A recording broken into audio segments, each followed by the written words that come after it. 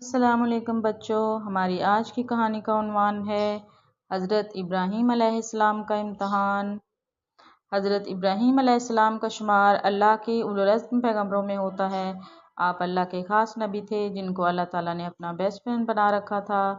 ایک رات حضرت ابراہیم علیہ السلام نے خواب دیکھا کہ وہ اپنے بیٹے حضرت اسماعیل علیہ السلام کو ذبح کر رہے ہیں۔ ان کا یہ خواب در حقیقت اللہ کا پیغام تھا اور حضرت ابراہیم علیہ السلام کا ایک اور امتحان بھی، مگر حضرت ابراہیم علیہ السلام نے اس سے پہلے بھی اللہ کے سارے امتحانوں میں کامیابی حاصل کی تھی، اس لیے اس بار بھی باپ کی محبت پہ اللہ کا حکم غالب آ گیا۔ بیٹے کے سامنے اپنے خواب کا تذکرہ کیا تو حضرت اسماعیل علیہ السلام نے کمال سعادت مندی سے سر جھکا دیا۔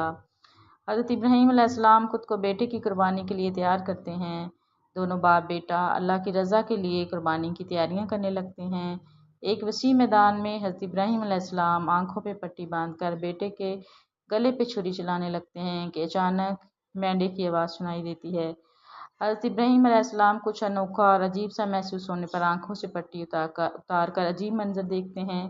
ان کا بیٹا حضرت اسماعیل علیہ السلام سامنے صحیح سلامت کھڑا تھا، جبکہ مینڈا ان کی چھری کے نیچے آ کر ذبح ہو چکا تھا۔ زمین و آسمان نے اس سے پہلے اتنا کڑا وقت کسی باپ پر نہ دیکھا تھا جس کا سامنا حضرت ابراہیم علیہ السلام کو کرنا پڑ رہا تھا، مگر مایا بھی تو اسے جاتا ہے جس کے بارے میں گمان ہو کہ یہاں ثابت قدمی کے سوا کچھ بھی نہیں۔ حضرت ابراہیم علیہ السلام اس امتحان میں بھی کامیاب ہوئے اور اللہ کو آپ کی یہ ادا اتنی بھلی لگی کہ تا قیامت کے لیے اسے بقرعید کی صورت میں زندہ کر دیا۔ پیارے بچوں، بقرعید حضرت ابراہیم علیہ السلام اور حضرت اسماعیل علیہ السلام کی اس قربانی کی یاد میں دنیا بھر میں منائی جاتی ہے اور ہزاروں سالوں سے منائی جا رہی ہے۔